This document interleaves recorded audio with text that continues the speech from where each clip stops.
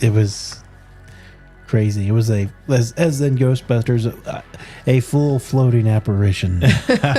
So yeah, explain. Go ahead. We'll go with our first story. So this is our first story, I guess. I was using the bathroom. Yeah. The door was open, and I know it sounds crazy, but hey. We were the only two there. We were the only two there. Came in and gave you a little pinch. And so it went from the kitchen to the room that was parallel to the bathroom into the living room. And I'm standing at the toilet. And I just kind of look over. And this thing just comes floating by. It's like the creepiest looking thing. Yeah. And we make eye contact. And it was only like it didn't touch the floor, It was right? like just from the waist up.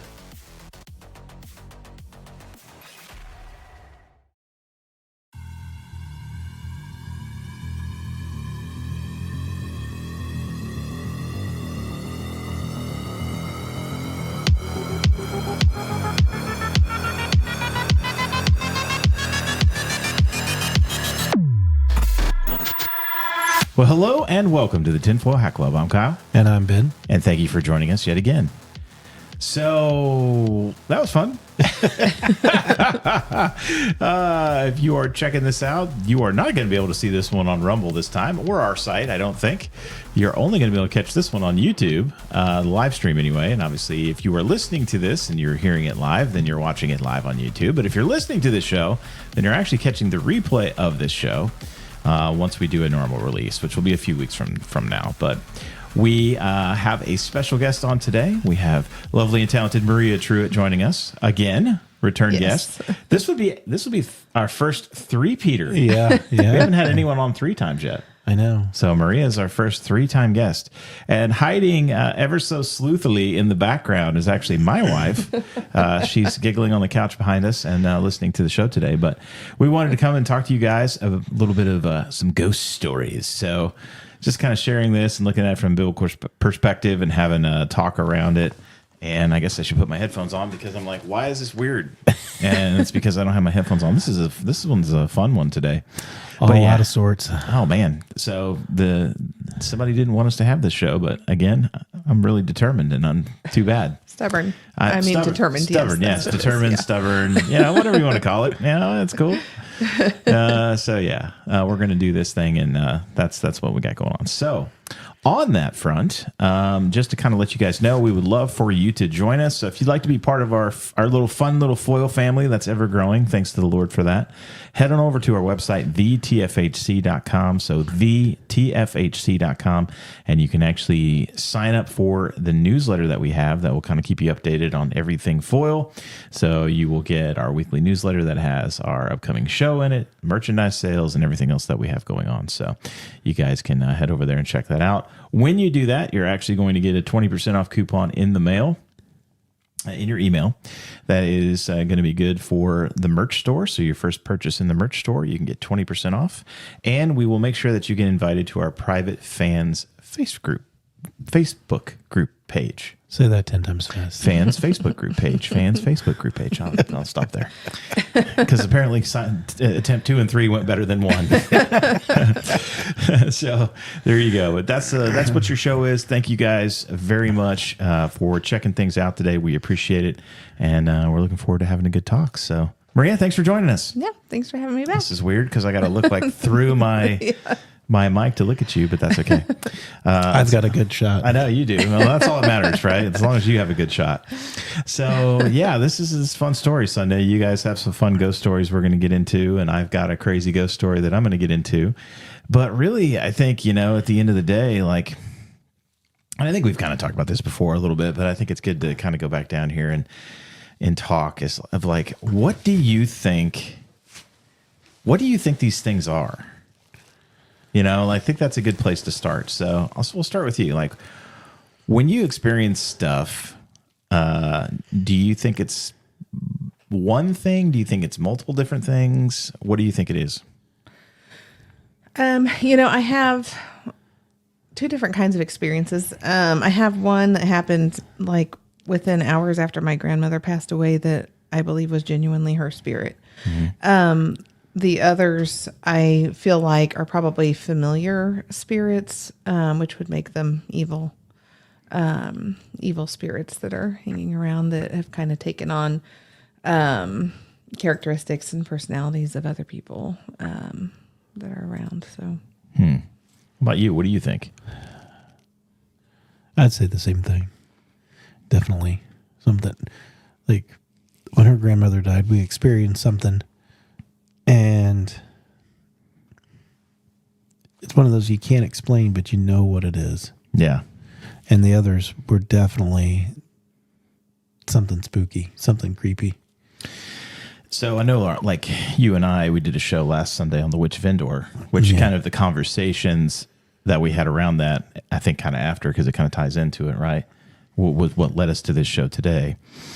And you had said, both have said something now that I want to kind of get into, I guess, to start before we get into this, the more of the story side, but because I think it's the stories, the discussion, the biblical aspect, all of it, because obviously, it's all biblical, right? No matter what we're talking about, it's all biblical. Whether if it's nefarious, then it's coming from a different part of the other realm. Yeah. And if it's not, then it's coming from a different part of the other realm that's different than the one we just talked about, right? It's coming from more of a good side. But the interesting thing that you said that I want to dive into is that you said is spirit, right? So, and I guess for starters, before we really get into that so much, the one thing that I want to talk about is I find a lot of Christians that just are like, God, ghosts aren't real. They don't exist. I was like that for the longest time. Really? yeah, he was. Really? Yeah. So now when you read the story of, like the storm, the disciples are on the boat, the storm comes and Jesus walks out to them. Yeah. How did you reconcile that? Because they thought he was a ghost. Yeah, and he didn't say ghosts aren't real. Right. He didn't get out on him for that. Yeah. Right? Yeah. Well, I always thought if you believe in that stuff, then you're evil. Yeah. So it was like, she knows where I'm coming from. So it was like, you don't acknowledge it. Yeah. Now this is interesting to me, knowing you as I do, because it's kind of like, was that something that you were just taught in like upbringing? Or was that something you just kind of put together on your own? You just don't talk. I mean, it's just like, I think my parents, with the experience they had when they lived on the reservation. We still got to get your dad in here to talk about that. On the reservation, they just really didn't talk about the evil. Yeah. And so I think their thinking was, if you don't talk about it, then you're not inviting the evil in. Oh, okay. And so it was just like, you stay away from that stuff. Okay. Yeah. And it was kind of an area of untaught land. Just undiscussed. Yeah. I mean, it was like, my mom would say things because like one of her, I don't know, was it her dad or one of her grandparents, they lived in a funeral home after it was a funeral home, turned into a regular house. And it always smelled like flowers. And you could always hear people talking, she said. That's weird. Yeah. So what was the convincing point for you that like, okay, this is legit? When I saw a ghost at her house. And that'll typically do it.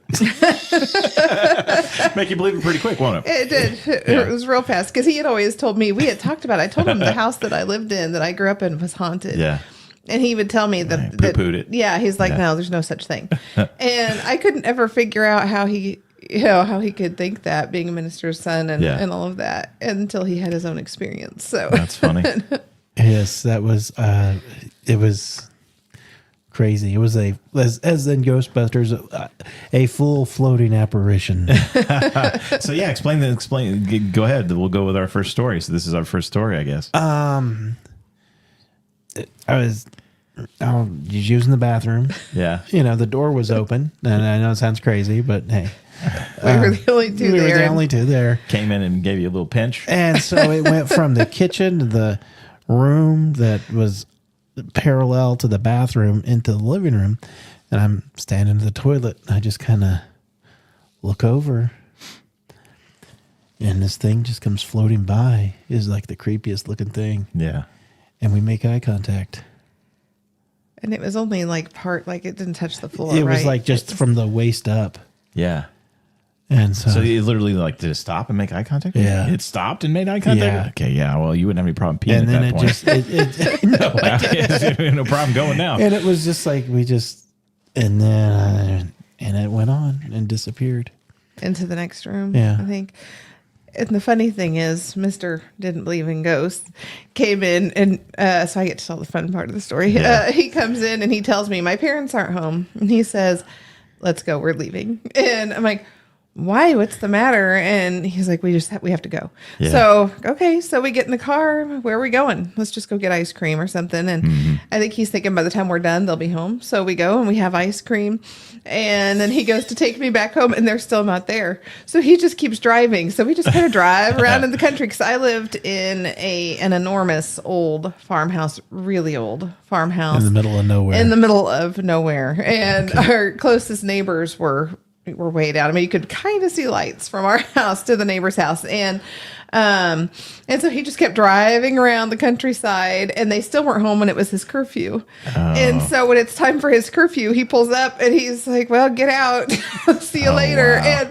And I said, oh, so you're scared to come in, but you're going to leave me here? And he goes, you're used to it. Oh my gosh.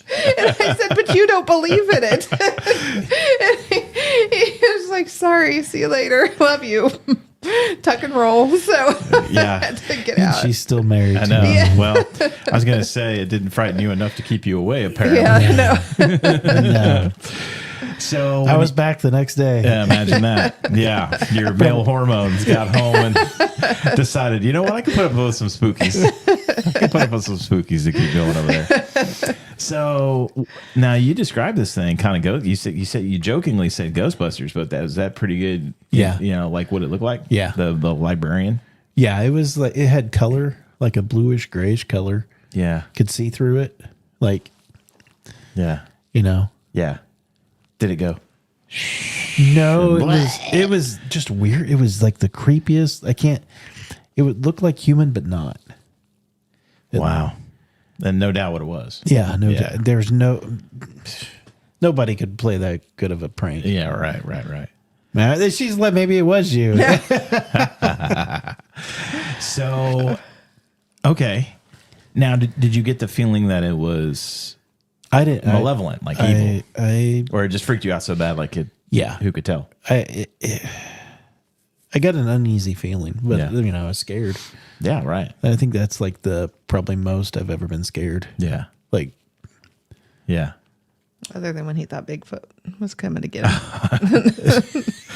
I was smart. I saved our lives. That's right. All you got to do is sing Cheap Trick. That's right. That's right.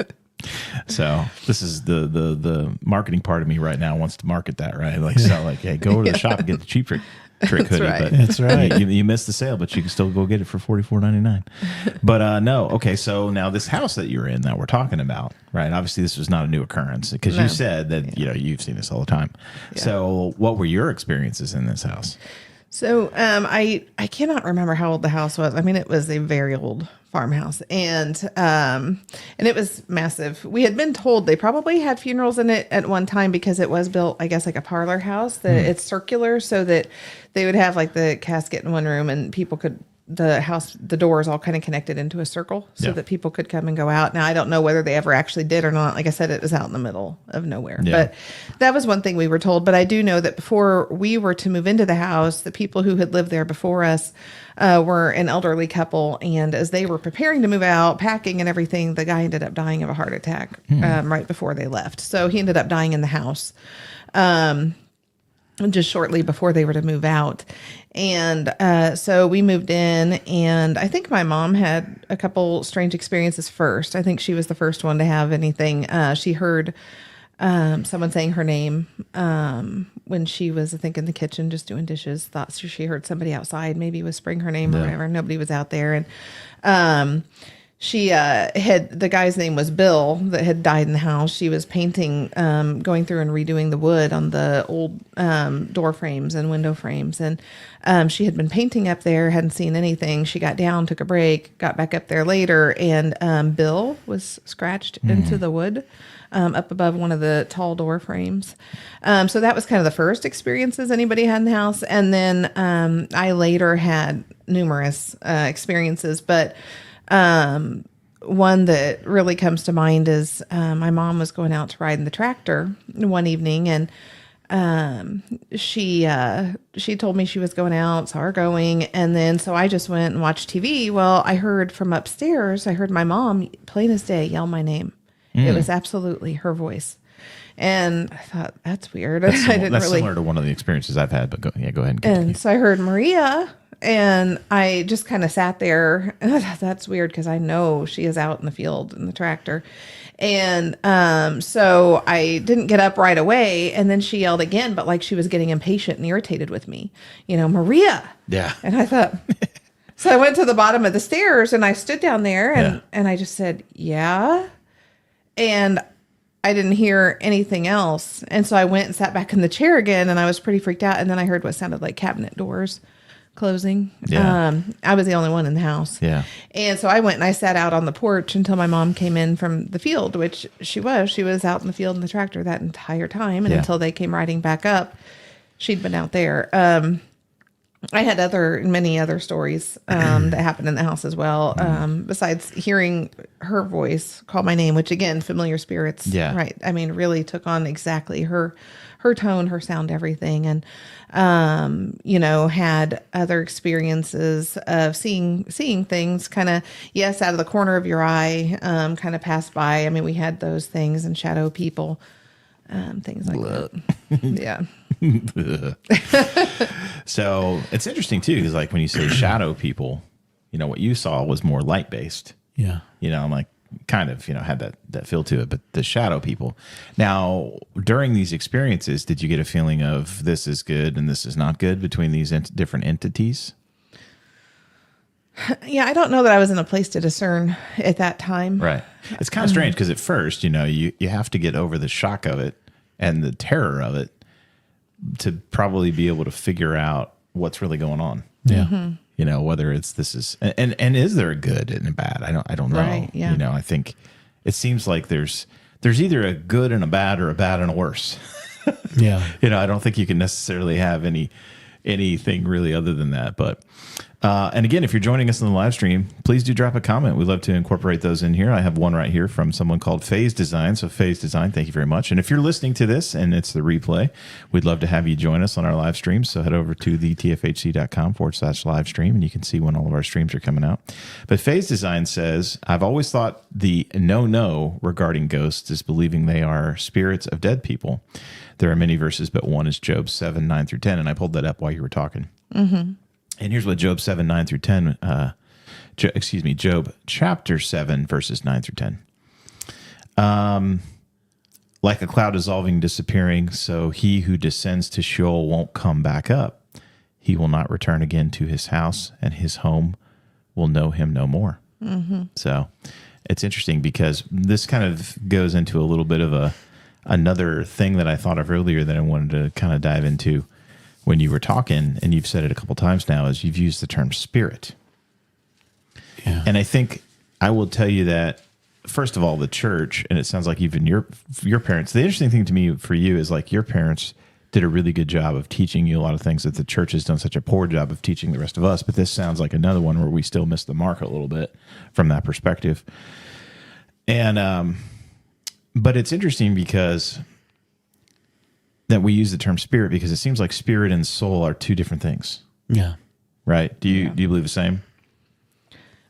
Do you believe the same thing, Maria? Yeah. I mean, I'm not. Yeah. Right. Yeah. I mean, I know you and I've kind of talked about it a little bit. Yeah. I mean, I think they're two different things. Yeah. I mean, so do we think the spirit sometimes gets left behind? I guess what's the difference? How would you describe the difference? I mean, would one be the breath of life that God gives us, and the other our being, our spiritual being? Now, the soul in that case would be the breath of life, right? And that's what we've talked about several times on the show, where you have this explosion, right? We can see it when the sperm enters the egg. You have this explosion.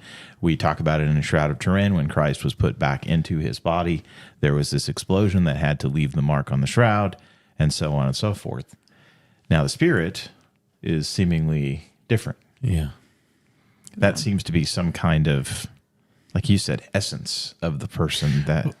Well, I was reading because before we left here, I was like there was a old text that had something about where the spirit stays with the body for like 7 days, and I was trying to find it. In the Bible? No, not extra biblical. Oh, extra biblical. It's actually it's a mystical teaching of interesting. the Jewish faith. Yeah. And it's in one of their sacred texts, I believe. But they believe that the spirit stays with the body for 7 days and kind of gets a glimpse of, what was. And it's during Shiva, during that time. While the family is mourning, they're being shown what was and what will be, things like that. They kind of get a glimpse. And so we've talked about that in the past, and then so I was reading further today about that, and it was talking about that they believe that the soul stays with the body, and until the body, some believe even until the body decomposes. So some believe it's 7 days in some teachings, and then others believe that it's throughout the time the body decomposes. What I came across that was interesting was a theory where one rabbi talked about that. I guess that there was a story in the Talmud about a girl who was wrapped in linens, and her spirit couldn't leave then. It was trapped with the body, so her body never decomposed. But he pointed out, he said that, let me find, it kind of gets to the Egyptian practice of mummification. It's Rabbi Reisman, Reisman. Likewise pointed out that the ancient Egyptian practice of mummification may well have been due to their obsession with witchcraft as to magicians who were so significant in Pharaoh's court. By not allowing bodies to decay, they realized that more departed souls would hang around in the physical world, not being able to ascend to heaven. And their presence would give the magicians the abilities they sought to tamper with the natural order. I thought that was interesting. That is interesting. I think we know much less about this than our ancestors. Yeah, I agree. It is interesting, though, you kind of talk about the decomposition thing, because I guess when you really think about it, most people, when they see a ghost, it's not that old. In the grand scheme of things, right? Like, we're not seeing it's always like in 1800s or 1900s or, you don't see some dude that's wandering around from however long ago, 200 BC. Yeah. We just don't They're see also that. not hipsters. We're not seeing recent ghosts either. Right. Well, the thing I saw, it looked, I would say, not quite as modern as it was, but it was still, it wasn't wearing a Civil War uniform. Yeah, right. Okay. So somewhere between the two. Yeah. And I think there's why is that? That it's always old. Is it because I've never seen anything clear enough to be able to put a date to the spirit? I mean, I've never seen anything that clear. I've heard, like I said, like my mother's, mimicking voices or moving things. I've seen things move. Yeah. I talked about that with another show when we were playing with the Ouija board, and something levitated, and talked about things like that. But I've never seen a ghost as clearly as I saw that shoe levitate in my room, So. Ugh. Yeah, because there's really kind of another element too. There's many things on the other side that we can come into contact with, so for instance, we do have demons, which we've always talked about, or disembodied spirits of dead Nephilim. So there are demons out there that you can potentially invite as well to do things. This seems to be something separate from that. So it's just interesting. And it's, I think we've talked about it before, but you heard of the theory of 21 grams? No. The soul weighs 21 grams. And I can't remember if it was my brother or myself. I'm trying to remember just because it was a weird time, traumatic time. But when my mother passed away, before she passed away, the light was kind of coming into the room that she was in. And we saw this thing drift kind of like out and up and out of out the window, and out. And I almost think that was actually her soul departing. and the body took a while to finally pass. But I think the soul might have left at that point. And it was a crazy story. So went down there. My mom is basically at home. She's in hospice care for all intents and purposes. She is on morphine and, the whole thing that you go through. And she's really not conscious. And she kind of had a few times near the end where she faded into, out of the unconsciousness into a little bit of lucidity and had some final conversations. And then for the most part, for the last few days, it was just pretty much gone. And the respiration rate is slowly going down, heart rate slowly going down, the whole thing. And so I went down, and before she actually passed away, I'm flying back. And my mom's name was Linda. And I'm coming home. I'm on this plane, and I sit next to this lady on this plane. And we just strike up a conversation. And we're talking the whole way. And I'm like, hey, how are you? Where are you from? The whole nine. And like, what were you doing down in Florida? And I want to say she lived fairly close to us. And we were talking, and I think she was down there for a funeral, maybe a sister or something like that, if I'm trying to remember. And she's like, what were you down there for? And I told her, my mom's getting ready to pass away, and I was going to see her before she passed. And unfortunately, she didn't pass before I had to come back, and the whole thing. We have this great conversation the whole flight, and it was just really good. The time went fast, 2-hour flight. We land, get ready to leave, and we realized that we never really introduced ourselves to each other. So I said, by the way, I'm so sorry. Never introduced myself to you. I'm Kyle. And she sticks her hand out and she goes, I'm Linda. Like, what are the odds of that? Yeah. It's so crazy. But just this is a fun side story. So I guess, it's definitely something to dig into, because I guarantee you most things are in our Bibles, right? We just don't take the time to really dive in there to really look at all the places that it is. But they clearly, when you talk about the older like these older entities, like the Egyptians and all these things that when they were doing mummification, and of course they believed that you were going to be going to this afterlife that's different than what the reality is, right? You're going to be going to, this great afterlife that, and that's why they had to put all this stuff into Pharaoh's tombs, right? We got to give them food, and we got to give them their pets, and we got to give them all these furnishings and chariots and all this stuff. What if the pet's still alive? Do they kill it then? That's a good question. Probably did.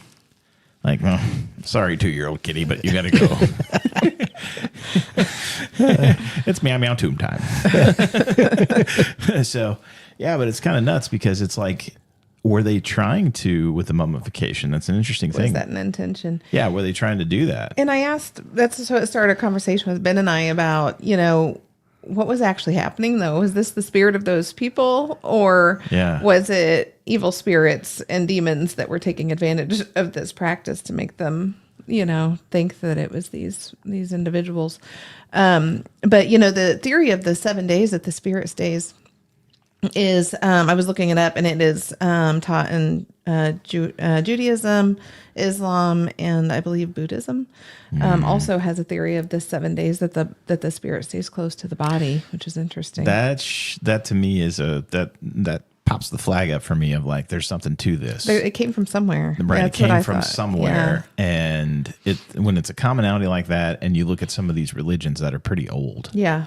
That tells me I thought the same thing. Probably something going on there. So I was trying to get to where it came from and reading these rabbis that talked about it, and all I can find is, for right now, it is in the Talmud and some mystical writings they have, I guess. Yeah, because I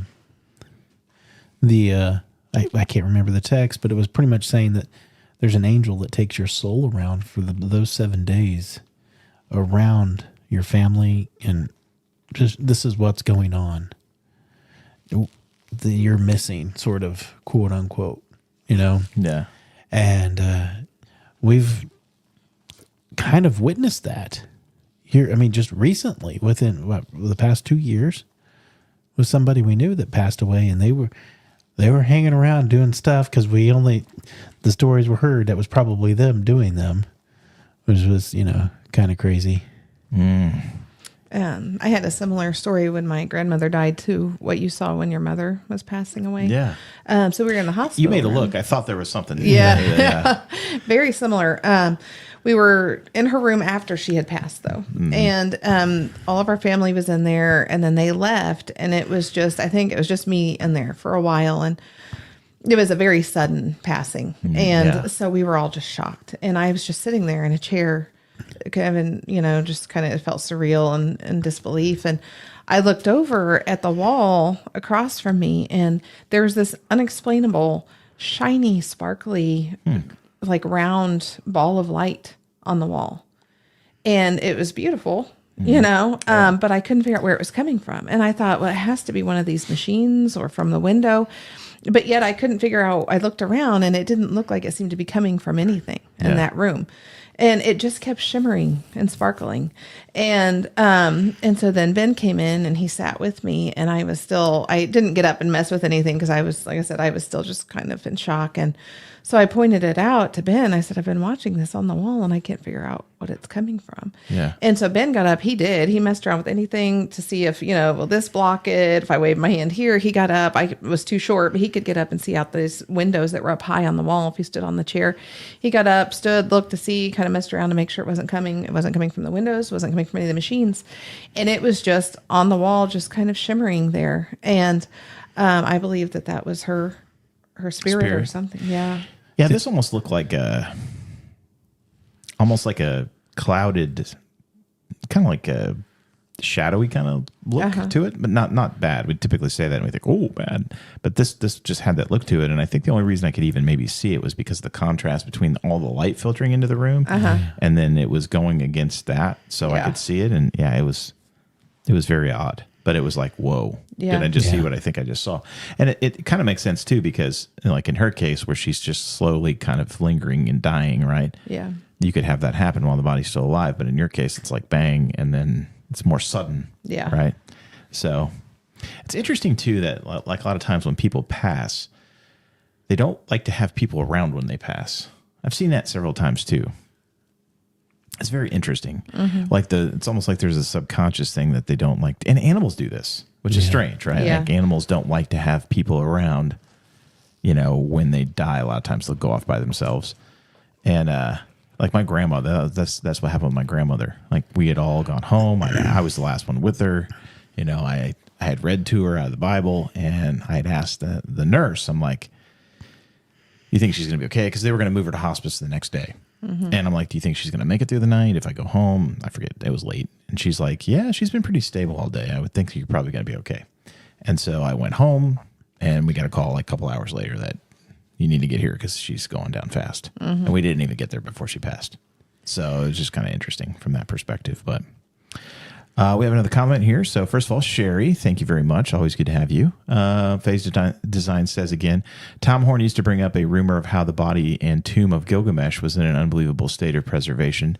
Maybe he was trying to avoid the disembodied spirit stage, which is interesting because a lot of times when you talk Gilgamesh, the rumor on the street is that's Nimrod. Yeah. Interchangeable, right? Same person, which makes sense because this person's going to try to defy the coming penalty for stupidity. And I was thinking about it even more with the decaying of the body because, I'll just, during Jesus' time, they would put them in the ground. They would let them decay in the ground. That'd be about a year. Then they would take them out of the tomb or whatever, and then they would put them in the box. Whatever, I can't even say the name. You know what I'm talking about? Like a burial box. Okay. They'd put just the bones in there, and then they would go set the box somewhere. Really? Yeah. And that would took about a year. That's interesting because they still do the same thing today down in New Orleans. Like when I went down there, I was down there right before Hurricane Katrina, and it's hilarious because I got this shuttle ride from the airport to the hotel, and it was a pretty good shuttle ride. And it was amazing. This dude was doing an amazing, like, it was like you're getting a free tour, and he's narrating. It was awesome though. He was telling you all the history and how everything works. And you could tell the dude just loved his job because he was doing this, and it was awesome. But that's one of the things he said is down there, they would leave them in for a year and do the same thing. But they typically would take them out and then cremate them and then give the family the remains. That way it's cleaner. But they would do the same thing 1 year. Is how long they would stay in the mausoleum. What are they, like like a few feet below sea level? It depends. It's kind of like, imagine a bowl of cereal, right? And you got the milk, where some things are below the milk and some things are above the milk, and it's very much that way. But a huge part of the section of the cities are, below sea level. So when things flooded, there were some parts that were above the milk and some parts that weren't above the milk. And you don't want your friends floating. Yes, because one of the biggest problems that they have, and you can tell when you go down there, your first impression when you go down there before the hurricane was, this place is dirty. And it's dirty because they've had so much flooding in the past. Like, this is not, was not a new experience for them. It was just on a biblical scale for them that they were not used to, right? Because they had levees and all this that they built. But and that's why you have the mausoleums, actually. Yeah. Because when you bury the bodies, and we just witnessed this in the Carolinas and everywhere else, that where the hurricane hovered over and just wrecked the country, all that earth just gets displaced, and it gets so wet that it just turns into mud, and everything winds up floating out of the ground and up to the surface. So what happens is you wind up having all of the water sources are just polluted with decaying matter. And so there's no clean anything. Mm-hmm. Like, one of the biggest things that they'll ask for in any kind of disaster relief is always ice, because it'll keep longer.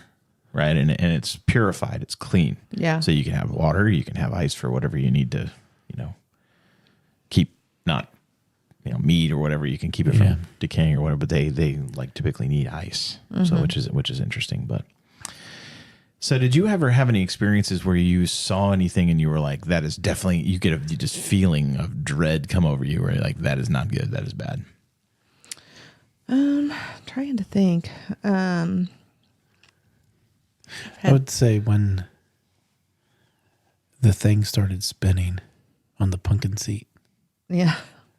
Yeah. So when our oldest was a baby, he had one of those little pumpkin seats that had a toy bar that kind of went across the top of it, and it had all these toys that would spin and rattle and everything. And so we were getting ready to go somewhere, and I think Ben went ahead and took our son out to the car, and he was getting him in there. And I said, well, so get my shoes on and get ready to go. So I'm in there, and this is the same house that I grew up in. So we're in there, and so I'm getting ready, and then all of a sudden it was like somebody smacked one of those spinning toys. It just started spinning around, and I didn't waste putting on my shoes. I just took them with me. And that's in a house I'd grown up with multiple things happening. And that was enough for me to split. So. I think we were on our way to church then. I don't know, but, now were you still with both your parents at this time, or just your mom? Well, it was my mom and my former stepdad. Okay. Yeah. So did anybody, because was your mom fairly religious at the time? Anybody? No.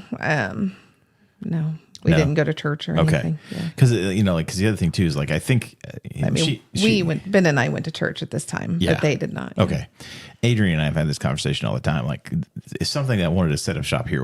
That would be a good idea for them. Like, we're going to do some stuff to get the Oogie Boogies out of here. They would definitely not feel welcome. But yeah, that's an interesting thing where I think that's another thing too, where I think people suffer sometimes through things because they don't realize what power they have in dominion over some of these entities. Yeah. And I was going to church at this time with Ben, but I was not saved yet. Yeah. And I really didn't know. And I would say I think the most evil I have felt when I've had some type of paranormal experience was my grandma and grandpa's house. They had a lot of this type of activity in their home as well. And I would stay school breaks over there. Yeah. And so one night I was sleeping in a bed. They had just an extra room, and I could feel it start shaking while I was laying on it. And it wasn't like a hard shake. It was a very light shake, but I could feel it. And I'm laying in this room, and I was scared to get up out of that bed. And I didn't know what to do. I had no idea. Yeah. And I didn't know anybody Bible verses. I didn't know anything right. quote, but I felt like I needed to do something. Yeah, right. And so I just started singing. This is when I was probably about 14, 15 at the time. I just started singing Jesus Loves Me because that was all I knew. And so it stopped. I bet it But that did. was the only thing I could think to do. And I was terrified to try to get up. Maybe the door wouldn't open or something. So I just laid there singing Jesus Loves Me, and it stopped shaking. Well, I told my grandma about it the next day, and that had happened to my uncle sleeping on that bed as well. And I guess she was sleeping on the couch, and that happened to her on the couch. And but that felt evil to me. And like I said, I was not in a place to be discerning, but it felt evil. And I had other experiences in that house with the bathroom faucet coming on by itself. I'd be the only one there at night. Everybody worked nights, and I would go stay over there, and I would go in there, everything is off. I would leave, go back to what I was doing, watching TV, whatever. And then I would go back in there, and the water would be running again. And So it's like the church. and so that would happen to me a lot when I was a teenager. And then it didn't happen for a very long time. Well, then we were there probably, I would say 20 years after. It would have been 20 years after that because Caleb was the baby. So this would have been like 2005. We had went out to dinner with my grandparents, and we got back to the house before they did. So we just sat outside waiting to go in. And I was pregnant with Caleb, I think, needed to go to the restroom really bad, waiting for them to get back. As soon as they got back, Grandma unlocked the door, and I darted in, went straight to the bathroom, and the water was on. And because I was pregnant, I was the last one in there before we left too. And, but the funny thing was, when we were waiting out front of the house, I felt that same just evil, dark spirit that I felt that night that the bed was shaking, and that I felt the nights that like the water would be on when I was there by myself. You could just feel an evil spirit in that house. Yeah. And so when we were sitting out front, it was like it was just watching me from the house. I could just feel it. And but I needed to go to the bathroom, so I wasn't scared to go in there anyway. So I darted into the house and straight to the bathroom, and the water was on. And it confirmed that dark feeling that I had when we were sitting out front. Now, is this mom's mom or dad's mom? Mom's mom. Yeah. Okay. I thought you were going to tell me that. Now, here's where I'm going with that. Do you ladies have a history in your family of kind of clairvoyancy or ability to tap into that? Yes. Mm-hmm. Yeah. I ask, and I'm going to share my story here in just a second, but it makes sense because you've now had this happen in grandma, I assume, and your mother? Yeah. Both? Yeah. And now you? Yeah. Yeah. It's an interesting And thing. great grandmother as well. Actually. Yeah, it's an interesting thing because this kind of goes back into what we talked about last week, because this whole thing kind of comes back to spiritual gifts, which is, it's interesting that this has come up a lot lately. And I have a feeling with what we have coming, being able to use your spiritual gifts and understand, because it's kind of like it's anything else. Like you may have a natural aptitude for something, but if you never know how to practice it or, fine tune your ability, you're not going to really be good with it. Right. And it kind of becomes this thing that's a doorway, and my story is kind of similar to this because my mother was very much that way. She could do some things that would just freak you out. And she was very godly. So I don't want to make it seem like she was, practicing divination. Practicing negative things. But I think we lived in a house in Michigan when I was growing up in Lansing. And it was a smaller house. It was like a little Cape Cod style house. So you had, 2 bedrooms downstairs, and these are tiny. We had a full basement, which was creepy. Hated going down that basement. The stairs kind of split the basement in half. Okay. And the half, in order to get to the other half, you had to go down the stairs, and then you had to come back along that same wall. And then there was an archway opening to go into the other side of the basement. And on the other side of the basement, all the way back up to the front of the house again, was where the washer and dryer were. So like to do anything near the washer and dryer, like I was like, no. And what made things worse is when you went down the stairs and then you walked along the wall towards the back of the house to get to the other side of the archway, right where the archway was, there was another archway that was like an old bomb shelter or something. So it was just this gigantic, huge black hole. Wow. That you had to like walk past to get. Yeah. So like as a kid, you're like, you're just waiting to get eaten, right? Like something is going to jump out. That would be a sprint every time I had to go through there. And I did. I hated being down there. It's just instant hair on your arm standing up. So it was creepy, but there was being a Cape Cod style, there was also 2 bedrooms upstairs, but they were dormered, right, on the sides, but they were decent size. And my bedroom was upstairs, and across the little hall, or where you come out of my room, and then there's the stairs immediately on your left, a little half bath on the right, and then my parents' bedroom.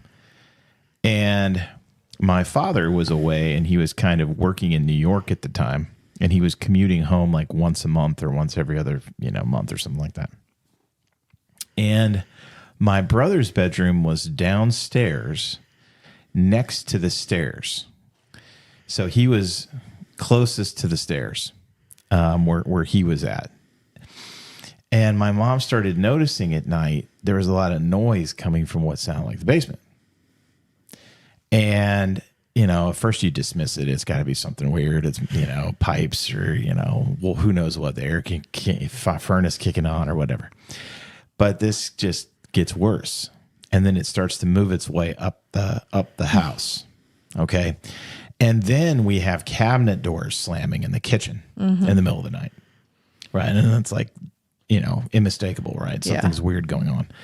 So then, you're still trying to reconcile that in your mind of like, well, maybe he's sleepwalking or somebody's, weird going on.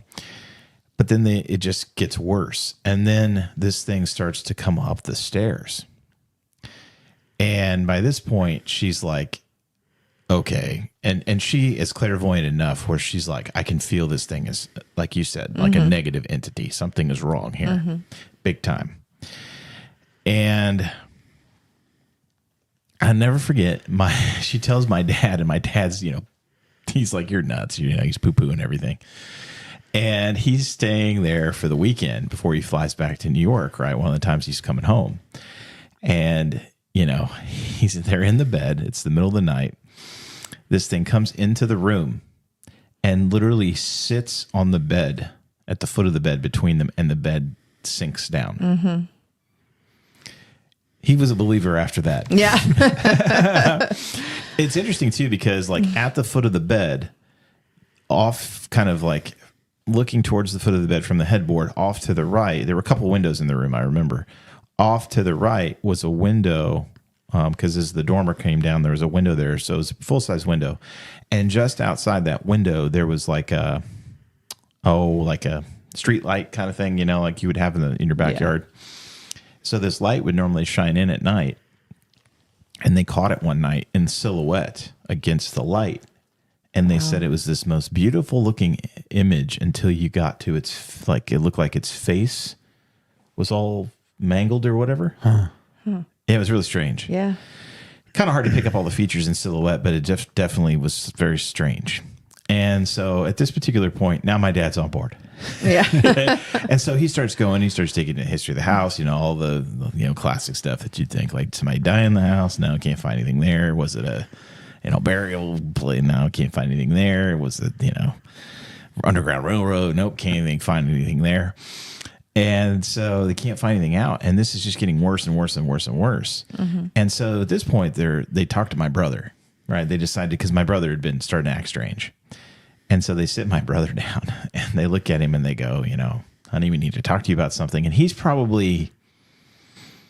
I would say he's probably about 12 or 13 at this time. Okay.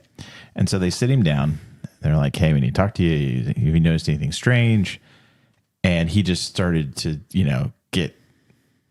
clam up. You could tell it was really messing with him. And they're like, it's okay if you've seen something, just tell us. It's all right. It'll be fine. And he just, he's not wanting to talk. And they're like, you need to tell us. And yeah. And if you've seen anything, and he says, oh, you mean it? And long story short, what they got out of him is he said it would come into his room and it would literally grab him and it would hover over him and tell him all the ways it was going to kill him. Oh, wow. Wow. I mean, it would communicate with him. That's and scary. Like telling him all this. Yeah. And I remember in hindsight now, as a kid, he magically showed up in my room. Right. And I was pitching a fit because I'm, being a snotbox younger sibling. I'm like, why is he in my room? Why do we have to share a room? There's perfectly good rooms downstairs. And they wouldn't tell me. Yeah. They're just like, nope, he's coming in your room. And from that point on, he stayed we were in the room together. And I never had anything really that I remember. I had a few strange things that happened, but I didn't have anything necessarily direct contact with this thing, at least that I know of.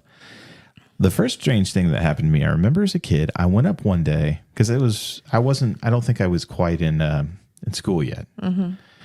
And I went to go take a nap in the middle of the day. And I laid down and I slept. And I remember in my sleep, I remember feeling like I had something on me. And I woke up and the room was filled with wasps. Wow. Like filled with wasps, crawling on me, flying around everywhere, filled with wasps. Mm-hmm. And they didn't sting me or anything. So that was strange because it's like, where did they come from? Yeah. Just magically all of a sudden. So, that was one story. And then I had a very similar thing that happened like you did, where I came down one morning, and all this is unbeknownst to me. Like at the time, they're not going to sit down a 4 or 5 year old kid and be like, "Hey, so we have these crazy things that are happening in our house that because it'll freak your kid out." Yeah. And I went downstairs one morning, and I was the first one up, and it was light outside, and I came down the stairs. And right as you come down the stairs, there was actually a door to get into the front room. So I opened the door, and just off to my left, there's the actual front door to the house. So I'm in like the living room. And I remember clear as day, I heard a voice. And I don't even remember what it said, but I heard this voice, and I'm like, what was that? That's really strange. And I'm looking around. I know nobody's up yet. So I'm like, where did this voice come from? And I remember even opening the door to look outside because I figured it was somebody on the street or something, right? Nothing. No one around. Clear as a bell, though. I could hear it. Mm-hmm. Yeah, I didn't think anything of it. I thought it was strange, but that was just kind of, blip, blip, or whatever. My 4-year-old brain is like, okay, it's time to get cereal. And, you don't think anything, right? So, yeah, we had some pretty funky stuff. So I think they just kind of lived with it until we moved, which wasn't too terribly long after that because my dad kind of got laid off in New York, and then my parents made the decision to sell the house and move back to Indiana, be near family. Mm-hmm. And that's when I came here. It was like 85, I want to say. But one other funny side story to this, because this is kind of terrifyingly funny. I remember this was a story that came up after. The family friends of my parents were coming through town. So my parents are like, hey, you can just stay with us, which I don't know about you, but I wouldn't be volunteering my house as a, a little hitching post for anybody, with how, malevolent this thing is and how clearly it feels free to roam around the house and do whatever it wants at night. And they put them in my brother's old room. Oh, wow. All right. And I guess the dude slept right through the night, but she didn't. Oh. And it messed with her. Bad. And I think she was frozen in terror, like couldn't do anything or whatever. Yikes. Right. And she went out. They were going to stay 2 nights. After the first night, she went out the next day and she bought a crap ton of liquor. And she got completely plastered. Yikes. Before she went to bed. So she, this thing could have practically rolled her into a stogie, and she would have had no idea that this thing was. But that's how she was like to cope with this. Yeah. So yeah, there you go. Well, kudos to her for staying another night. I think I'd have just stayed somewhere else. Use that liquor money on a hotel or something. I know, exactly. So it's hilarious. But my brother for years. So I guess another continuing story here. I was going to ask, has he talked about that? He kind of tripped me out not even that long ago. Just recently, last time we saw him, I was like, wow, I couldn't believe it that he was even willing to. He's the one who brought it up. Yeah. He would not for years talk about it. Like if you brought it up, he would leave the room. He would get mad at you. And one of my first encounters with him was we moved here several years down the line. We were having Thanksgiving at the house and didn't have anything weird in the house after we moved. So whatever it was, we left behind, at least to my knowledge. I have no idea. But we moved and we were sitting around Thanksgiving, having Thanksgiving dinner, and somehow we got on the topic of the house and the ghost came up, and you can instantly tell he's starting to get uncomfortable, right? He's pulling the upholstery off the chair, his butthole clenching so tight about it because he doesn't want to talk. And I don't even remember how we got on the topic, but I had a ton of stuffed animals when I was a kid. And I remember I had this dog. I called him Ralphie.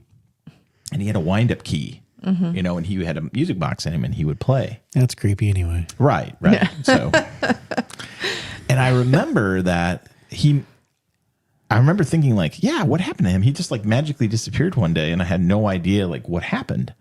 And he goes, I did it. And I'm like, yeah, why'd you do that, man? Why'd you get rid of my dog? And he's like, I just did. Let's just move on. And I'm like, what are you talking? I thought he was messing with me. Yeah. And I'm like, what are you talking about? Why'd you get rid of my dog, bro? And he's like, I just did. Drop it. I don't want to talk about it. Yeah.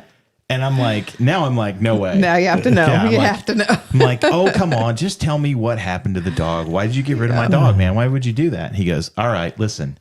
It started saying some things that it wasn't designed to say. Ooh. So I got rid of it. Okay. Well, that's it. I'm not creepy. talking about it anymore. Yeah. So at that point, he drops that. He's like, Mike drops on me that. And I'm like, okay, fair enough. We're not going to talk about it anymore. Yeah. And from that point, for years, he still, like, he would not talk about it. And I think he's like therapeutically worked through it over how many years. And probably talking to wouldn't talk to my sister-in-law, wouldn't talk to anybody. And we were visiting them here the last time they were in town. And I think he brought it up. And he started talking, and like we didn't get into it because we were talking about other stuff, but it just kind of took me back because I'm like, whoa, he's actually willing to talk about this stuff. I'm sure he's got a ton more stories of what even I know. Yeah. What was he saying? I wish I don't know. We didn't really Never talk. heard specifics. I didn't want to. It was kind of like I've learned over the years. It was so strange for me to get that from him. Yeah. That I'm so used to just not talking about Yeah. it. And we just don't talk Just about don't it. press. Yeah. Yeah. And for years, it was kind of like, everybody in the family was like, don't talk about it. That we don't want people to think we're crazy or weird. Yeah. And I'm like, I don't think you're crazy Well, that's or the weird. thing. Yeah. I mean, we hesitate to tell these stories because there are people like Ben. He used to think, I don't know what he thought when I would tell him my stories before he had his own ghost story. But even after he had his own, he still would doubt mine for the longest time. And, Whoa. Why would you do that? You saw this thing. he still couldn't wrap his head around it, I think. It's hard. And so hard. he's like, I know what I saw, but these other things, it's still too hard to believe. He just couldn't, I think after so long of not believing. And so it took a long time, but and you run into people like that don't believe at all. And we have a friend that he doesn't believe at all. And when I've talked to him about like when I heard my mom's voice and then the cabinet doors closing, or hearing at our house, sometimes we hear people coming down the stairs. There's nobody up, and we can go to the stairs and nobody's coming down. And he thinks houses have memories. So it's kind of like the house is, say that every morning Ben gets up at 6 and then he has his routine that the house remembers that kind of thing. And so he thinks it's from that. I find that harder to wrap my head around than spirits. I can wrap my head around spirits. I'm okay with that. Yeah. He can wrap his mind around houses having memories and going through motions Interesting. that it's been going through. Interesting. This is. I think you're wrong, but it's interesting. This was. I can't remember when this was. I think it was when I was driving school bus or something. Yeah. I was home alone during the day, and I'm sitting in the living room, and I just hear the cabinet doors just slam, slam, slam, slam. And then I hear stuff in the basement, just going crazy. Oh, you got a basement in your house? Yeah. Creepy. Yeah. So, being the American male that I am, I went and grabbed my 1911, which is so stupid, right? Like, mess with me, ghost. I'm I gonna know, fill you but full of Well, lead. he's thinking it's a person at that right. point. Yeah, Not a and ghost. so Because his I'm- mind still doesn't jump to ghost. Yeah, right. which I'll tell another story here in a minute. I've done the same thing. Why? I'm not chastising you because I've done the same And it's thing. like, I look around in the kitchen, go down nothing. It's like a really your 1911 to you and my gun to me is like a gigantic whoopee. Yes. It's like a really high powered loud whoopee. Yeah. Well, when the kids were little, I was outside walking the dog, and I heard something in our backyard. It was a big something. So I was like, that's kind of weird. Yeah. So I tell Maria, and scary movie 101, don't go outside. Right. Right. So I take the dog in. So we go out in the yard with our guns, flashlights. It's the American way, Kyle. Of course, yeah, I know, right? I is. do it too. I mean, And so we're looking, because, it could be a coyote or, there was rumors of like mountain lions around. Yes, at the time there were a lot of stories of mountain lions being in the area. Well, then that makes sense. You take your gun and you're like, And so, because they are not impervious to bullets. Unlike no, us. they're not. So we're like looking Quite up allergic to I them. don't know if a 45 would do it. They'd probably get it done. Yeah, I think we get it. several times.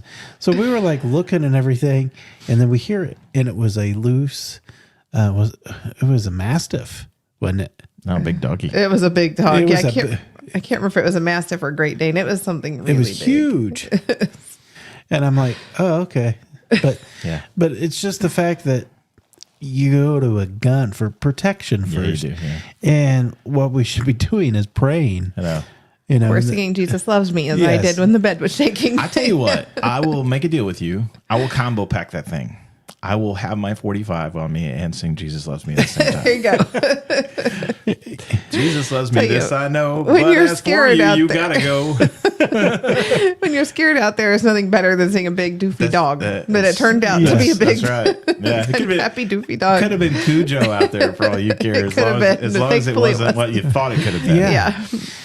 But as far as I didn't believe for a long time. Yeah. Yeah.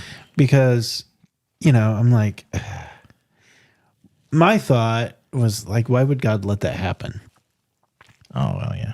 I mean, But the more I dig into the extra biblical texts and what's not in the Bible, yeah.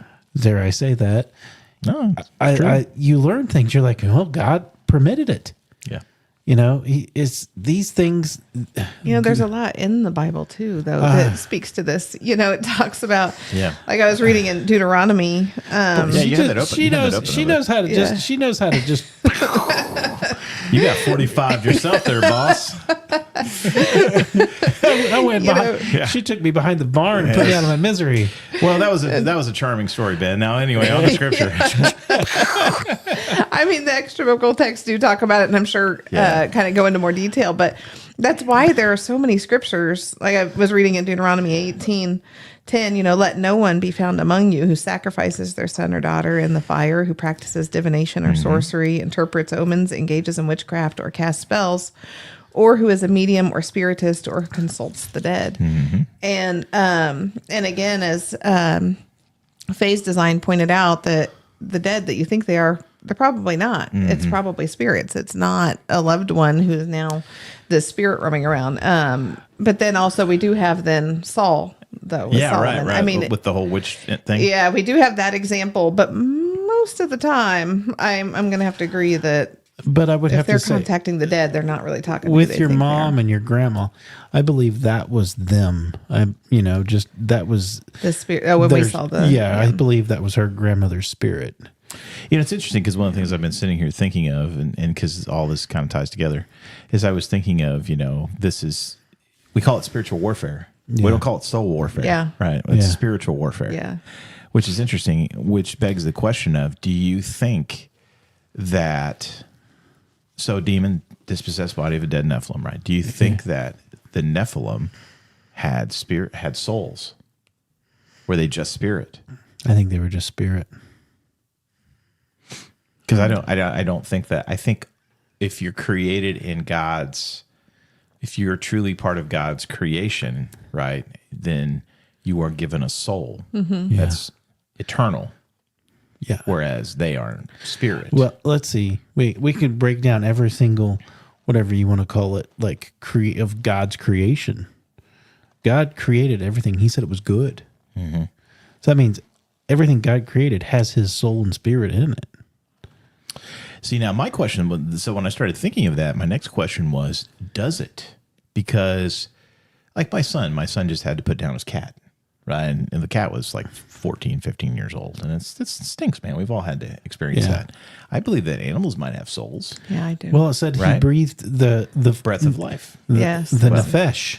Yeah, right. And that is the same, that's God's. right. which to me makes me. That's why I think that Nephilim would have had You think spirit so? because Souls? I mean, they have the breath of life. But they're not. They're the only. Here, Where we have spirit and soul, they would only have spirit? Or do you think they would have soul too? well, they'd have a spirit, no soul. Right, that's what I would think too. What do you think? What about you?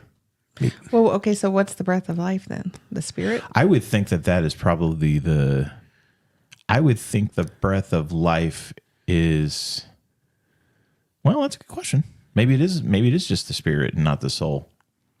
But it's interesting. Which one is it that says go get the soul and put it in? Baruch, or Book of Baruch, when Yeah. God says, and put it in the egg and do all that.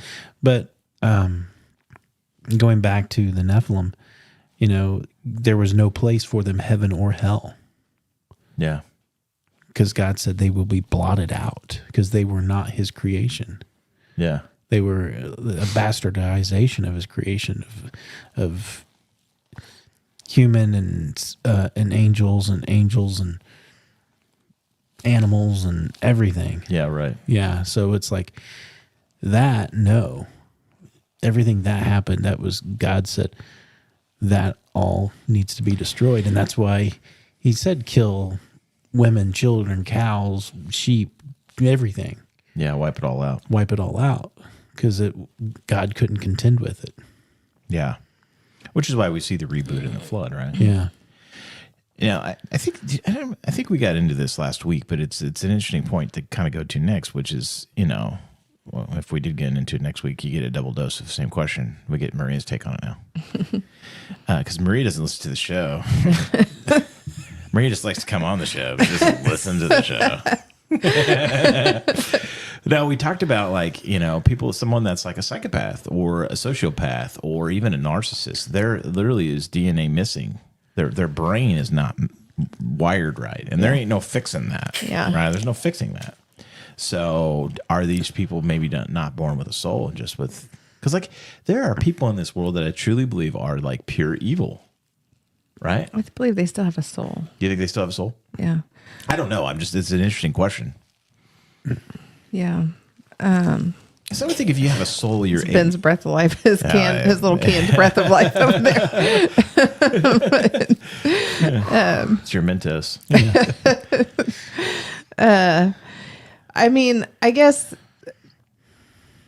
I would think that to be alive, I don't know. I guess to me, the soul would be almost, and I can see where you're going with that because I'm wanting to say the soul would be the conscience, and it's like they don't have one. No, they don't. They don't. Literally don't. That's but I don't know that they don't have one or that it's broken. Something is not wired yeah, right. it's almost like the thing that I kind of proposed in the scenario was, I wonder if when this person is made, God looks at it and goes, this person's not right, so maybe we're not going to give him a soul. I don't know. I could be wrong. I don't, and it's not even necessarily wrong. It's I don't even know that that's true. And wouldn't that kind of take away from their free will if they're made without I don't know. a soul? Yeah. I guess they would still have free will to operate however they wanted. Because the Nephilim and everything did.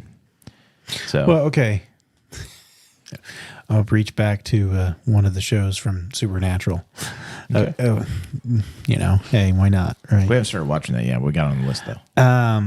One of them did not have a soul. One of the guys that's hunting? Yes. He lost his soul to Satan. Took a soul. And I think it was a whole season, maybe 2 seasons. And his brother kept saying, man, are you sure you're okay? You just don't seem, he's like, nothing seems off limits to you. He had no filter. He could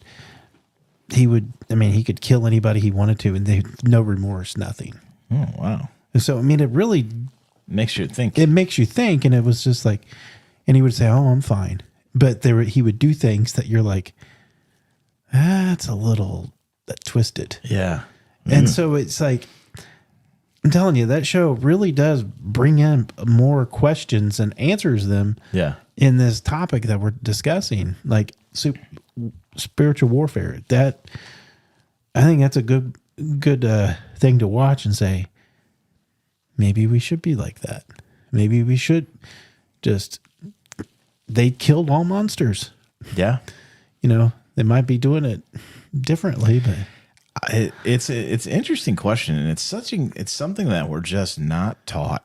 Would I think we're taught. We're like, this has been one of the biggest areas that we have been kind of sterilized in from our understanding of how all this works, and we're just told not to touch it because it's bad, and that's it. That we just leave it at that, and then I'll ask a really, really, really controversial question more than abortion. You would never do that. What about people that, let's say, die and they come back and they're not right? It seems like everybody that dies and comes back. No, I mean like they're like a vegetable.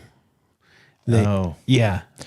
Well, that's interesting because maybe it goes back to like what I talked about earlier with my mom, where it's like, the soul is already departed at that point. Yeah. So you just kind of got this empty vessel that just has spirit left. Yeah, and I mean, don't know where they are really, and just kind of there. Yeah, I mean that makes a lot of sense, right? Yeah. Yeah, I mean that because tracks. Every time somebody was healed in the Bible or brought back to life, what was the main thing? First thing they did was give them food. Yeah, they're hungry. Even Jesus, he's like, you got anything to eat? Yeah. And that's what he would tell them, give them something to eat. Because I think eating shows that you're alive. Eating solid food. Interesting. So if they can't, I think. So if they come back and they go, I want a pudding cup, then we're not. Well, they're eating. They're eating on their own. That's true. Yeah, they're not being fed through a tube or anything like that. And I'm not trying to. No. This is all interesting, good questions because it's just something that we don't talk about. And I think about that, and that's one thing I think. I'm like, okay, is science overstepping God's boundaries when God say this is this person's time to go? I think so. A lot of times, I think. And so then the end result is they're living, but they're not alive. Mm-hmm. Yeah. They're just kind of in a vegetative state. We've played God. Yeah, that makes sense because, you don't really, I can't think of a single instance in the Bible. And I mean, that's a deep dive. Before I could rubber stamp that one and say, nope, doesn't exist. But I don't remember any instance that I read in the Bible of anything like that happening. Yeah. Which they wouldn't have the ability to have that, right? They wouldn't have, they couldn't do that. They didn't have CPR. They didn't have any of that stuff. That's why the medicine that we do. That's why they preserve the bodies. Yeah, that's the other thing too. Of like the whole push here with everything is to make everybody live forever, right? To be eternal again, right? And it's not going to happen. God's going to pull the plug before we get there, but the push is there. Yeah, and it's just like, how far are we going to get? Like you got these people that are having their brains cryogenically frozen, like Ted Williams, the baseball player, and they have his body and his brain cryogenically frozen so they can put him back in, and that's their thinking. Yeah, but what are you going to put back in? He comes back, it's not him. God's not going to go, oh, hey, here's your soul back. Here's your soul back. Yeah. Yeah, it's already been. What was, when you were reading earlier about the rabbi, he said something that. The near-death experiences? Yeah, that was pretty interesting. Yeah, he, let's see. He talks about that the, it's funny we call it near death. Yeah. It's like, no, you were fully dead. Or maybe you weren't. Maybe you didn't hit your 7-minute mark. Yeah. So he says that Sorry. Jewish tradition does not spell out precisely what occurs to the soul at the time of death and what he experiences before and during his ascent to heaven. Even so, a fairly clear image emerges from many passing statements of the sages on the matter. And not surprisingly, these fairly closely resemble the testimony given by many of the people who have reported having near-death experiences. Immediately upon a person's death, Kabbalistic sources state that the soul is granted a glimpse of God's divine presence. The soul feels a deep sense of serenity, of being at peace with itself, as if it's preparing to return home. Jewish literature records cases of great rabbis immediately prior to their deaths announcing the souls which had come to accompany them to the next world. That gives the reference to the Talmud in there for that. Likewise, many pious people, Jews and non-Jews, have died mentioning the names of their parents and other close relatives who had come to greet them. No doubt, the moment of death is very frightening for a soul. The presence of familiar faces greatly helps smooth the transition and calm the person down. Yeah, there's like nobody that comes back from a near-death experience that goes With a "That was horror terrifying," story. You know? Yeah. I mean, some of them are because it's always a showing of like, hey, if you don't straighten up, this is where you're gonna wind up. But most of them are all like filled with a Peace and sense of comfort, peace yeah. and comfort and everything, and Yeah. it's kind of crazy. But there's got to be something, you know. And I've heard many stories where they didn't want to come back because yeah. they felt so much peace. Yeah, we were just talking about this, and again, Adrian's sitting on the couch behind us here, just being a voyeur to the show. But yeah, we were just talking about this the other day, where people were most often say that, like they're like, it was so peaceful, I didn't want to come back. We were just talking about this with somebody, I forget who it was. Yeah. But yeah, it's an interesting thought, and it's definitely one that we need to strengthen ourselves on understanding. I know I'm much stronger in understanding what happens to you after you die, but as far as how the breakdown of spirit and soul really works, it's one that's an interesting look. And I can pretty much think that if I got in there and I really decided to dive in, I probably would find some. Yeah. And, You read text and you're like, oh, Yeah, I and never saw that's- that before. yeah, and I feel like we have done that. That's what I keep thinking, because we have talked about this many times. I've been curious about the difference between the spirit and the soul, because I do think they're different. Yeah. Which is the breath of life? You know, I don't know. I almost think it would be the soul. I mean, from what you guys have said, it sounds like the spirit, but it almost to me sounds like kind of like the spark. You know, but I don't know. But I know we've looked into it. And I think your soul is who you are, and I think that's what God puts in us.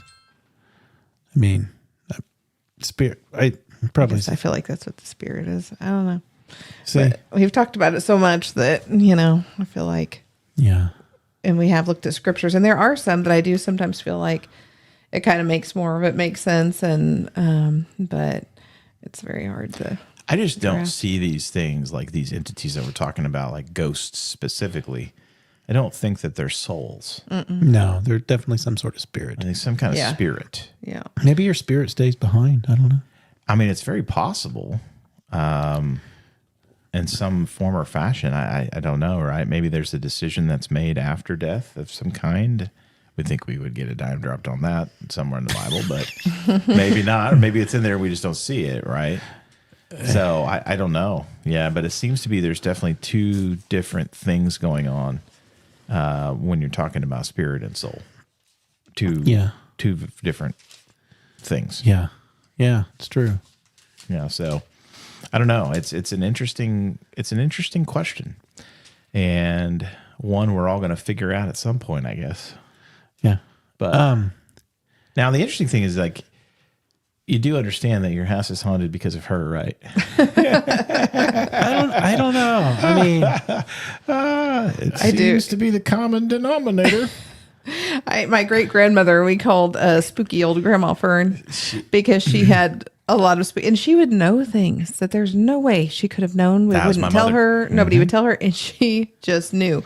And we'd ask her, "How did you know that?" And she would just have this little, Yep. you know, Isn't that creepy, right? Yeah, and you know, so she had that, and then my grandmother. And we all had kind of dabbled in things we shouldn't have. Like, her husband is the one that I think I talked about on the other show, that he made the Ouija board, the homemade one, and like crazy things would happen, stuff flying across the room and whatnot when they would use that. And then her daughter, my grandmother, and I, when we would play with the Ouija board, that thing would move like nobody's business. It would just take off. And everybody was always amazed when she and I would get on there together. We definitely had a connection. And she's the one who I could see the sparkling on the wall that I think was her spirit. And later that night, we stayed the night with my mom. We took her home afterward from the hospital, and then we stayed at her house. And I felt the weight of something sit on the bed. I thought it might be my mom. And I thought she might be coming in to talk or whatever, you know. And so I was laying there, and I felt the weight of somebody sit on the bed, and I felt them touch my leg. And I thought I was a look over and see my mom sitting there. Nobody was there. And that was the same night. So I do feel like that was her spirit. And she and I had always had some kind of, connection. And then my mom also has had a lot of these things too. And then me. So it probably is all my fault that our house these things follow us around and I'm used to it. Yeah. I really am. I've never, the other thing I was thinking of, I'm like, maybe the ghosts or the spirits that we get that stay around, or maybe people who had a really heavy, like, maybe that was like a heavy spiritual gifting for them. For that kind of stuff, and maybe that's why they stay around. But my mom definitely did, and I have not seen her, so maybe she just was like, I'm done with you guys, I'm going to heaven, bye. Yeah, and most of the things with my grandma, that was within those first two things, that was minutes after she died in the hospital, or hours at least. And then that night was also just several hours later when I felt something sit on the bed and touch my leg. But years later, I mean, it was probably 2 to 3 years later, I was at the store. I don't have a green thumb at all. I know what a rose is. I know what a tulip is. That's about it. And I remember this. And so You're better than I am. I saw these beautiful flowers, and I wondered. I was like, I wonder what those are. And I heard my grandmother, plain as day, tell me the name of those flowers. And I thought, if I go over there and look at the tag and it says that's what they are, I'm going to freak out. And so I walked over and I read the tag. Get ready for the freak freak out. And it was hydrangeas, I believe is what they're called. Hydrangeas. Yeah. And I heard my grandmother clearly in my ear say, "Oh, those are hydrangeas." And it's like, if I get over there and see that tag. And sure enough, I couldn't believe it, because that was what she did. That was her thing. She had a beautiful yard with tons of flowers, and she always knew what all of them were and everything. And so that was weird. But that would have been a few years after she passed, 2 to 3 years. Yeah, that was in Crawfordsville. Yeah. So, that was... Yeah, mine could do some weird. Mine freaked me out so bad. My mother freaked me out so bad one day with her ability that I had to leave the room.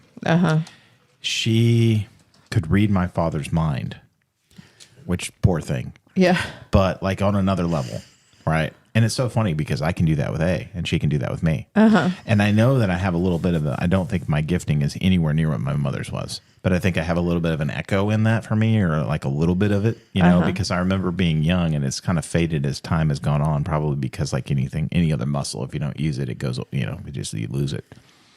But like I remember being younger, and I would think of a song or a movie or something, and then it would come on the radio, like right after. And abstract, not like a current hit song where you've got like a 50% chance it's going to come on the radio. But like a movie that I haven't seen in forever, and it'll show up that it's going to be on TV. And I would have no idea. And little things like that, which seem strange and seem odd, but I would do that a lot. And I don't remember doing that much anymore. But she and I can pluck things out of each other's heads. We do it all the time. We probably do that 2-3 times a day. My mother and father, she was doing that one night with my dad. And, you're like, oh, whatever. You're just making this up. I mean, he could just say whatever, right? He could say, oh, yeah, she's right, just to freak me out. But then we got into numbers, and she started pulling numbers out of his head. And I'm like, okay, whatever, right? So I put her on one side of the room, and I put him on the other side of the room. And they're probably 15, 20 feet apart, okay? And I am sitting behind him, and I am watching him. Like, he's not signaling. He's not showing her in any way. And I started with a number between 1 and 10. And I had him write it down. And then I said, okay, now think it. And I'm watching him to see if he signals. She picks it out. And I'm like, oh, whatever. You had a 10% chance. Yeah. So do it again. Picked it out. Do it again. Picked it out. Do it again. Picked it out. And I'm like, okay, you're signaling somehow or whatever. He's like, no, we're not. So then we went up to like 1 to 50. Picked it out. Picked it out. And I'm like, this is freaking me out. So then we went up to like 1 to 100, right? Picked it out. Wow. Then we went up to 1,000, picked it out. And I'm like, that's when I left the room. Yeah. I'm like, you're freaking me out. This is whacked out. Yeah. She would call too. Like she would sense that my brother and I were going through something and having something traumatic going on. Would have no idea. No idea. Hadn't talked to her. Not on Facebook at the time. Nothing like that. Yeah. And she would just call, and she's like, I could just feel like something was wrong. Yeah. Are you okay? No, I'm not okay. You Yeah. know, and she My would mom know. said that with me. She would Yeah. know. See? Yeah. It's crazy stuff, man. It's completely crazy. You'd flipped to something. Were you looking something else up? I was looking. I haven't found it yet. Oh, okay. I just got stopped electronic- flipping to listen to the. I got electronic versions if Yeah. you want me to, if you want me to help you. Let's see if I can find. I'm not sure if it says what I'm thinking it might, but One thing that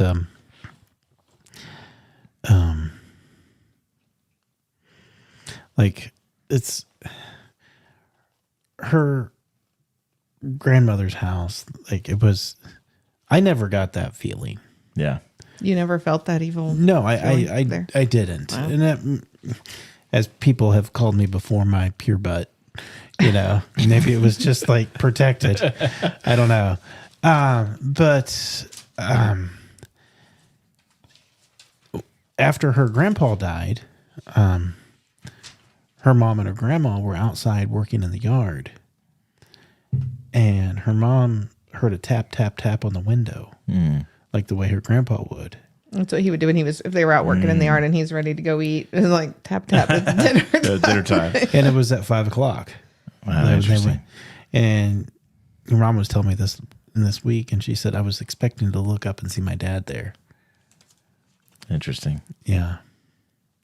It's just, I don't know if it, I don't know if it was them. Does it freak you out a lot less now that you had a lot more exposure to it? It's still weird to think about. It's like, Yeah, you're right. it's weird to think that But like where you are now with everything versus it's still weird. I was going pee and I saw, this It's- floating apparition. It's still weird. Yeah. Like, how do you think the disciples felt? They were freaked out. Yeah. Yeah. You actually, they saw him, they touched him Yeah. after Christ arose. That's, Again, they thought he was a ghost. Thomas was even Yes. like, I want to make sure you're real. and that's Right. what they were telling people about. You're not going to believe we saw this. To me, it's still weird knowing these people, knowing the family, all the years I've been with this family, and these things happen. Like, it's like, oh, that's, just something that, everyday occurrence. Yeah. But it's weird in the fact that it's not every day. It doesn't happen. Maybe if we had our eyes open more, Yeah. we could see it. Yeah, probably so. It's still strange to think about because I still want to see Bigfoot. I still want to see a UFO. I want to see more ghosts. You already have? You've ever seen a UFO? But it's not like I'm not wanting to invite them. Yeah, right, I don't right. want to go looking. I just want to be like It just happened upon them. happen. Yeah, Yes, right, happen right, right. upon them. Yeah. because I think that's all in us, and I think it's the search for truth that we're doing. Because I think we're going back home. yeah, we're reading the Bible, we're learning things, we're looking at it through a different lens. Yeah. We're being honest with ourselves. The fact that there's a spiritual war out there and spiritual things that we can't see. One, maybe God hid it from us, so we won't see it. Yeah. It seemed like it was more open in the Old Testament, Yeah, I think so. and even when Jesus was here. I think when we had the fall in the garden, I think that goes beyond what we are taught, and I think that goes beyond what we see when we read. I think that was also a severing of us off of the spiritual Yeah. from that world. We were there was a curtain, there was a veil that was put between the two. Yeah. Right? Where before, I don't know that necessarily existed. Could be wrong. But I think that the more I read and the more I see things, that makes the most sense to me that probably happened. Because like your spiritual giftings, your mother's spiritual giftings, your grandmother's spiritual giftings, my mother's spiritual giftings, even you've got some prophecy in there. All these giftings are almost like the remnants of when we were spiritual beings. And ultimately what happens when we die is we are reconnected back into that world, right? And then eternally, it seems like when we go in the revelation and the final thing, we are connected back into that world and we're returned to our status that we were in before the fall. Yeah. So it makes a lot of sense that there's a lot of Passover that happens into that realm, into our world, right? Because of the curtain, the veil. And I think some of these entities can traverse back and forth because they have a much greater understanding. Mm-hmm. And because one of the things that I was going to ask you that he just kind of reinforced again was when you were younger and didn't understand, but you have this gifting and you're fiddling with a Ouija board, do you feel like the entities that are communicating with you on a Ouija board are potentially these spiritual entities that maybe don't have a benevolence to them or a malevolence to them rather? Or do you think it is like a demon? Or do you think it's like crapshoot? You don't know. I think probably just evil spirits. You think so? Demons, yeah. Yeah. And then we watched the Netflix show. We were talking about it, and he's got Becky. Yeah. You know, this dude's roaming around with Becky, and I'm like, the scariest episode of Unsolved Mysteries I've ever seen. Right. And most people are going to watch that and they're going to think, oh, whatever, this dude's full of it. Understand what he's messing with. Yeah. Dude, we got recordings of this thing. Yeah. And we got the other recordings, like we're in this house and we're watching things move and there ain't nobody around. And we didn't make up this video. Yeah. And it sure seems like Becky is probably an evil entity. Yeah. That is not a spirit of some kind, but is probably a demon of some kind. Yeah. Do you think there were like female demons? We talked about that, and Well, there would have had to have been. I mean, I don't know why they wouldn't be, right? Because there would have had to have been because they had, if they demons would have been the Nephilim, right? So they had sons and daughters. Yeah, were they capable of producing daughters? And if they had boys, why not? I mean, if they had gas in the tank, why not? Maybe they were only firing one bullet. You know what I mean? I don't know. It's an interesting question. I don't know. It makes sense to me because I would say yes, and here's why I would say yes, because I go back to the Jubilees again, and it talks about how the order of what you can kind of read on the page comes off to me of we wound up getting into a warfare between these entities for turf. Yeah. Of like who's superior. So you have the angel, which produces with a female human, a Nephilim, right? But then there's this other race that's introduced into the text, which is the Elo, ELJO, I believe. Which would have been the offspring of... I would say that that's probably an offspring of two Nephilim, right, that have made it together. But then again, would that make another Nephilim? I would think not, because a Nephilim has to be created by an angel, right? In order or to would it be an angel and an offspring of their grandkids? And again, it could be. You could really wind up getting a bigger mixture of just more than just one, but you could have others. But it seems to think that in order to produce anything else, you would have to have a female involved based on what we understand of physiology and biology and all these things, right? Yeah. So I would say that there's probably, which makes sense, Becky. Yeah. Becky seems like she's female. Yeah. I mean.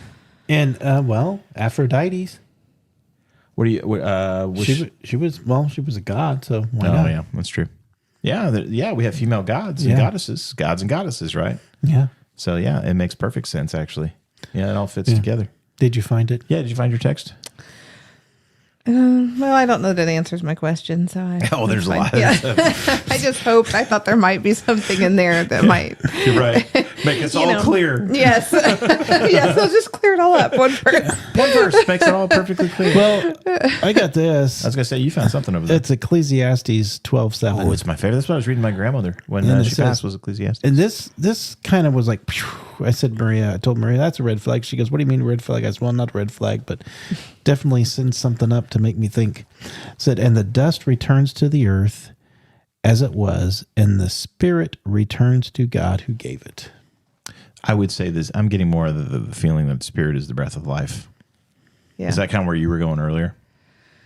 I guess I don't know. I feel like the spirit is who we are. Yeah. You know, I thought the soul would be.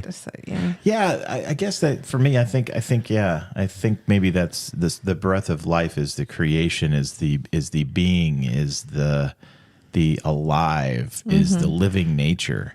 But the soul is who we are. It's Okay. that's Well, our. that makes I don't sense. know. Yeah, that that seems makes like sense. maybe what. Well, what let's it see is. what the CJB says. Oh, you're looking at Ecclesiastes? Yeah. Yeah, it's gonna be interesting. I signed up for a special at church today. You can see me do the Bible translation from Hebrew. We'll see how they handle that one. Oh, good. What is it on in these CJBs? Boy, this if you're playing at home, I folks, have it's- CJB open. oh, it's It should be. Ecclesiastes It should- 12:7. Yeah, it should be relatively Okay. where you are. Ecclesiastes. She's gonna beat you to 12:7. it. Ooh, can I get on the race too? I got. Let's see who gets to it first. I already gotcha. Oh, daggone it. Okay, go ahead, fire. The dust returns to the earth as it was, and the spirit returns to God who gave it. So same thing. Same right? thing. Yeah. Okay. Wow. Yeah, I'll guarantee if you punch in spirit, but that's one of the challenges, right? Is you got to get a Yeah. good translation. If you punch in spirit, you're going to probably have 80 billion verses pop up. Yeah. You punch in soul, you probably have more. The challenge that I would think with this study is, again, translationally, I would be willing to bet you that they're going to interchange those at times where it won't be right. Yeah, that's what I mean. But yeah, I just found that interesting that the spirit returns to God who gave it. Yeah, So what does that mean? Good or bad? Because Good or bad? I think you're going back into his hands one way or the other, whether that's to be given eternal life or Yeah. eternal damnation. yeah, Yeah. Seems to me too. The other thing that I was thinking of while we were having this discussion was, when we get to judgment, everybody's going to be given their resurrected bodies back, Yeah. right? And then you're either going to be cast into the lake of fire, or you're going to live, eternally in the New Jerusalem. Would that include the Nephilim, or were they just obliterated? Because what we find is, we have the Nephilim and their demons after the flood. And they're causing chaos. And so there's an interjection there. And Noah basically asks God. God gets rid of 90% of the demons. And then 10% are allowed to remain. What happened to the 90%? Did he just could he have just moved them to another land? When you say another land, what do you mean? Like, okay, they're, let's say, around the promised land. Noah's like, I don't Or want move to somewhere else? move them somewhere else. It's possible. Move them to America, South America, Canada. Oh, so they're all of our politicians now. And Aren't we then, lucky? That's an election joke. I mean, why not? that tracks, actually. Or was it, or when he set the boundaries up, he's like, look, you guys can only go this far. I don't know. Just like I jokingly said, you can't let a vampire in without inviting it. So that's true. Yeah. God might have removed them from that area, but the only way for them to come back, because he kept saying, don't bring these in or you're going to bring these other gods in. Yeah. So he could have just pushed them away to give Noah a break, or whoever it was. And then they go and come on, Fred, come on in. You're good. I'm wondering if I think they were just obliterated. I think they were just destroyed right then and there, bang, done. Well, maybe not, because I'm trying to remember what the language says. Does it say bind up? Or does it say destroy? I would have to go back and read. But I mean, Bound up is not destroyed. Bound up is... just we're Yeah. okay. You're bound.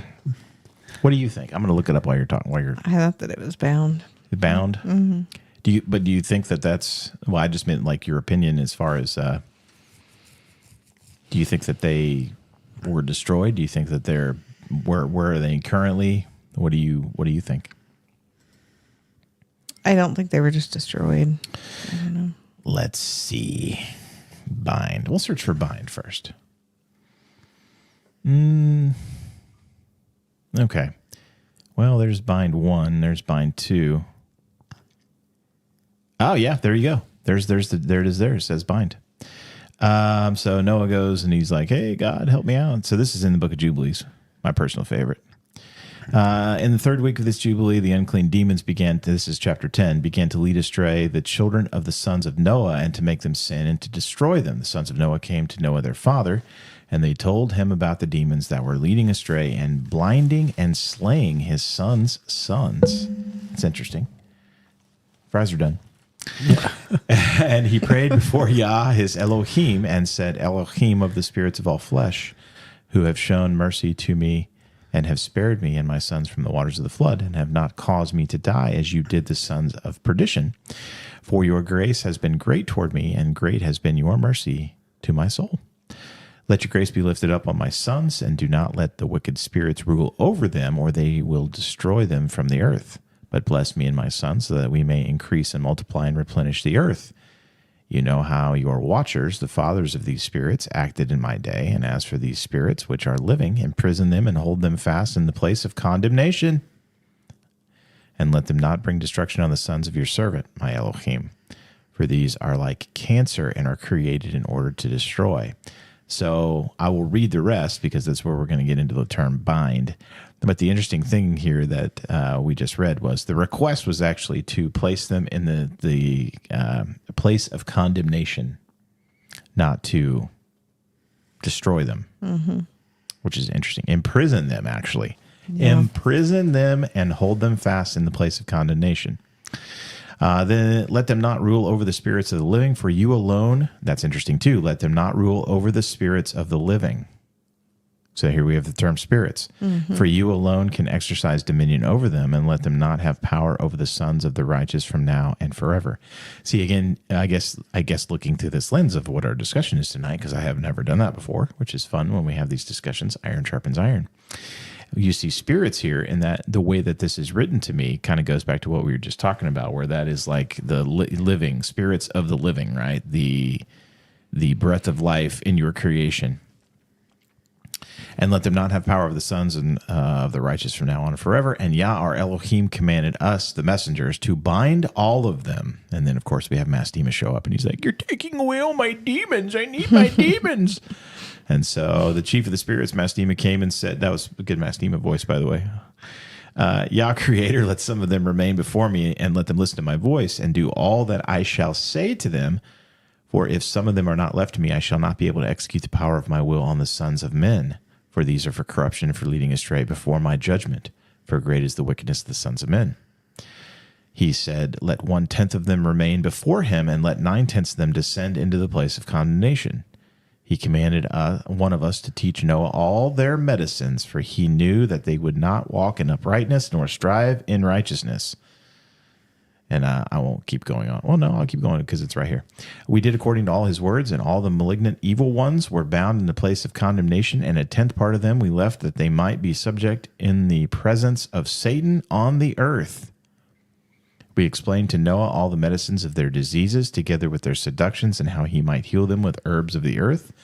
Noah wrote down all these things in a book as we instructed him concerning every kind of medicine. Thus evil spirits were precluded from hurting the sons of Noah. And he gave the book to Shem, his oldest son, for he loved him greatly above all. What about Larry and Curly? Yeah. So there you go. There's a lot going on there, which is really interesting. But for the sake of our discussion, I would say, there you go. So I would say they are in the place of condemnation. Would that be Sheol, or would that be the abyss? Or would that be Tartarus? I don't. That one's don't know. I don't know, because nobody's received their final judgment. That's true. That's absolutely right. So that means they can still do things. They're like mob bosses. Yeah, just because you're in prison doesn't mean you can't still put out orders on people. I need you to make a hit on Timmy. Yeah, well, go lead him astray with them cupcakes. Where does it say that Gilbert brought that up on his? When we had him on, I can't remember where it is. It's like they can still do things even from prison. Yeah, it's interesting. I don't know. It's an interesting thing. I don't know. There was something else we read too here recently where I can't remember what it was. Where they were postulating that was Azazel's attempt to get out of prison. Do you remember this? No. Oh. Maybe it wasn't you and I talking. Maybe it was somebody else. I have a lot of conversations nowadays. So I don't remember who I was talking to. I don't know. We were just talking about some stuff. So yeah, it's kind of interesting, but good talk, y'all. Good talk.